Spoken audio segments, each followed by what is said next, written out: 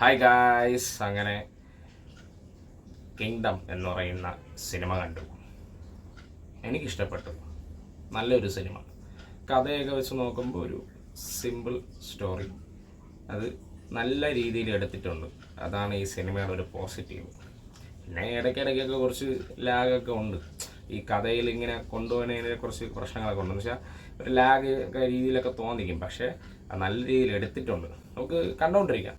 പിന്നെ വിജയ് ദേവരകൊണ്ട ആ വ്യക്തിയുടെ ഒരു കമ്പാക്ക് എന്ന് വേണമെങ്കിൽ പറയാം. പക്ഷേ കുറേ പടങ്ങൾ പുള്ളി ചെയ്തിട്ടുള്ളതാണ്. കുറേ ചവറ് പടം ചെയ്തിട്ടുള്ളതാണ്. അപ്പോൾ അതൊക്കെ വെച്ച് നോക്കുമ്പോൾ ഒരു ഇമ്പ്രൂവ്മെൻ്റ് ഉണ്ട്.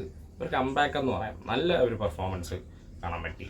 പിന്നെ പുള്ളിയുടെ ഒരു ബ്രദറായിട്ട് ചെയ്ത ആ വ്യക്തിയുടെ പേരറിയില്ല, പക്ഷേ ആ പുള്ളിക്കാരൻ നൈസായിട്ടുണ്ടായിരുന്നു. പിന്നെ നമ്മുടെ സുര ഇഡലി കടയിലെ മറ്റേ ഓണർ, ആ പുള്ളി പടമൊക്കെ ചെയ്തിട്ടുണ്ട്. പക്ഷേ ഏറ്റവും കൂടുതൽ ഫേമസ് ആയ ഒരു കടയിലാണെന്ന് പറയാം. ആ ഒരു വെങ്കടേഷ് എന്നാണ് പുള്ളിയുടെ പേര്. Nice, heavy.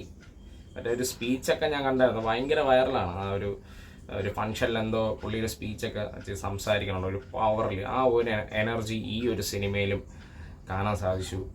മെയിൻ വില്ലനിടെ ചെറിയ റോളെന്നാണ് ഞാൻ വിചാരിച്ചിട്ടുണ്ടായിരുന്നത്. മെയിൻ വില്ലൻ തകർത്ത്, നല്ല സ്ക്രീൻ സ്പേസ് ഉണ്ടായിരുന്നു കേട്ടോ. അന്യായമായിരുന്നു. എനിക്ക് ഭയങ്കരമായിട്ട് ആ പുള്ളിക്കാരൻ്റെ ഒരു വില്ലനിസം ഇഷ്ടപ്പെട്ട്. വേറൊരു കാര്യം, തെലുങ്ക് പടമാണെങ്കിലും നീറ്റായിട്ട് എടുത്തിട്ടുണ്ട് കേട്ടോ. അവിടെ ചാടിപ്പറന്നടി, അവിടെ ഇവിടെ എന്നൊക്കെ പറഞ്ഞ് പറന്നടി, അങ്ങനെയൊക്കെ സെറ്റപ്പൊക്കെ അതൊന്നുമില്ല. നല്ല പ്ലെയിനായിട്ട് എടുത്തിട്ടുണ്ട്.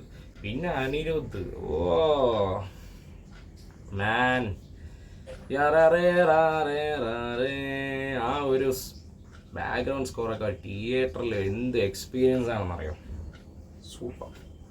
പിന്നെ ഡയറക്ടർ അറിയാമല്ലോ, Jersey director Gautham, man super.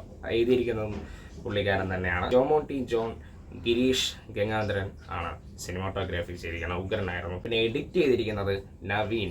പിന്നെ സെക്കൻഡ് ഹാഫൊക്കെ ഒരു സിനിമയുടെ നമുക്കൊരു തമിഴ് സിനിമ ഇപ്പോൾ ഇറങ്ങി, പേരൊന്നും പറയുന്നില്ല, അവിടെ ഇവിടെയൊക്കെ നമുക്കത് തോന്നിപ്പോവും. എന്നാലും അതൊന്നും നോക്കണ്ട, നല്ല രീതിയിൽ എടുത്തു വെച്ചിട്ടുണ്ട്.